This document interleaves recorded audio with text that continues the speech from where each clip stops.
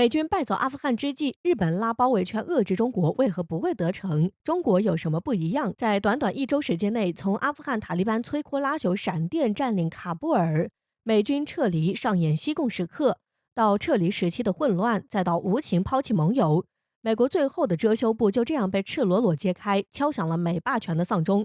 就在这个时候，日本的动作值得关注，要接棒了。在16号，日本外相茂木敏充到访埃及首都开罗，与埃及总统塞西展开会谈。在会谈中，双方对阿富汗局势表达了共同关切，同时双方还讨论了强化日埃关系和以色列与巴勒斯坦的和平问题。随后，日本共同社报道称，茂木敏充就阿富汗局势强调称，日本和拥有伊斯兰宗教国家中具有世界影响力的埃及就合作达成了一致。在访问埃及之后，茂木敏充还将陆续访问巴勒斯坦、以色列、约旦、土耳其、伊朗和卡塔尔。分析称，中东地区是日本的生命线，日本80%以上的石油进口都依赖于中东。在去年10月，茂木敏充也展开了中东访问之行，接连访问中东重要国家，就是巩固、加强与中东国家的关系。尤其是在美国在中东影响力削弱的时候，日本更要加强在中东事务的存在感。同时，日本此举也是为了消除中国在中东地区的影响力。这次阿富汗局势变天之前，阿富汗塔利班曾访问中国，而在局势巨变之后，美国国务卿布林肯又紧急打电话给中国。这一系列事件来看，中国对于阿富汗局势稳定起着重要作用。此外，在3月份的时候，中国外长王毅应邀访问中东6国，期间，中国和伊朗正式签署中伊25年全面合作计划。和其他中东国家也加强了战略沟通，推动共建“一带一路”。值得注意的是，我们是应邀访问中东大国。在美国影响力减弱后，中东国家开始向东看，而中美有着最大的不同：美国带来混乱，中国带来发展。而日本想要削弱中国影响，替代美国搞事儿，几乎不可能得逞。不仅是中东，在7月底，茂木敏充接连访问中美洲和加勒比海地区的4个国家，他甚至直接亮明，目的就是为了制衡中国。日本想拉拢域外国家对抗中国，美英航母法加德奥军舰也是和日本接洽，到中国家门口挑衅。此外，日本首相菅义伟更是多次和中国周边国家打电话，炒作中国威胁论。在美国影响力受损时，日本野心溢出，想要替代美国当旗手，而不是一颗棋子。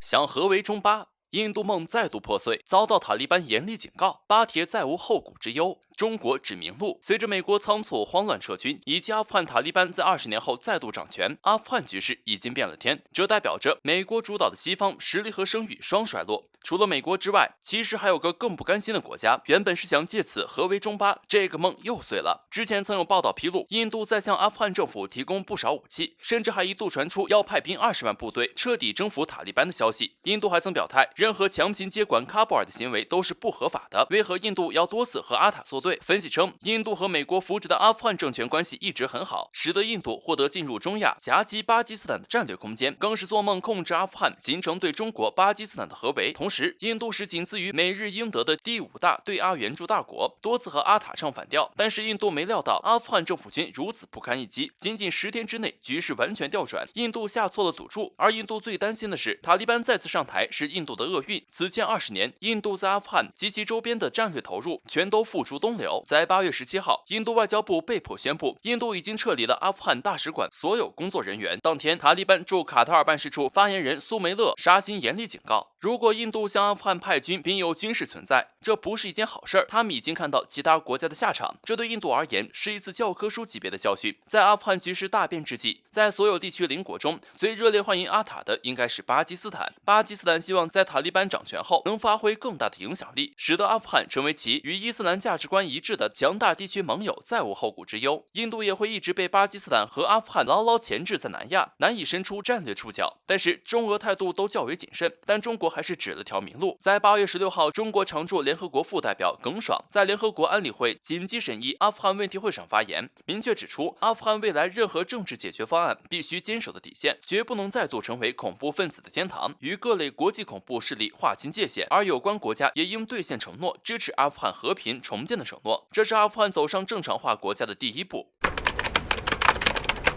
反制还在持续中，挑战底线以后，立陶宛会迎来中国第二击。这一拳力度有多大？用事实向世界证明，面对挑衅，我们有的是反制大招。随着中国崛起进程的加快，美国开始怂恿越来越多国家踩上中国的底线。如果说以前中国由于发展问题，受制于外部环境没有出手，那么现在中国或许已经到了不得不出手的地步。立陶宛的挑衅就是一个很好的例子。我们知道一定程度上来说，美国敢挑衅中国是因为他们确实有这样的底气和实力，但是立陶宛这样一个经济总量只有上海市1/4的弹丸小国，却敢明目张胆地挑战中国，这实在是让人无法接受。在对立陶宛出下第一招外交制裁举措以后，中方随即或将亮出第二箭。日前有消息称，中方将对立陶宛采取进一步的经济制裁举动，一条由中国直通立陶宛的铁路运输将有可能被中方叫停。更为详细的消息称，原定8月底从这条铁路发出的货运班次将被取消，且所有通往立陶宛首都的直达班次也随之被取消。显然，中方似乎想要切断同立陶宛的进出口贸易。也许第一眼看上去，我国的这一经济制裁举动力度并不大，立陶宛方面似乎也还在持续响应，称同中国的经济连结不强，即使关系恶化，铁路断运损失也不会太大。但是我们需要清楚的是，比起制裁的举措，更让世界关注的是中国接连对同一个国家出下制裁招式的态度。尽管中国同立陶宛间的贸易额很小，但是在明白中国态度以后，一些同立陶宛和中国同时有着贸易联系的实体将会被迫在这之中做出一个利益抉择。世界各国会怎么选？答案很明显。如此来看，中方这次制裁立陶宛是必然会制裁到底的，他们损害的是中国的核心利益。而如果中国此时不出重拳，这件事将会带来极其恶劣的影响，也既会给其他蠢蠢欲动的挑衅势力带来一个错觉，即使踩上中国红线，也可以全身而退。从这一层面来说，中国必须对立陶宛重拳出击。与此同时，中方的这次行动也用事实向世界证明了一件事：面对挑衅，中国必定反制，而且我们有的是反制大招。从现如今中国的经济体量和国际影响力来看，和中国唱反调的风险太大。可以想象到的是，一旦这一经济制裁手段正式生效以后，必然给立陶宛国内经济带来重创。到那时，不知道他们还能不能喊出不怕中国制裁这句话了。中俄联手送大礼，西方吵起来了，转身将枪口对准美国。美国挑衅的这口恶气，西方要替我们出了。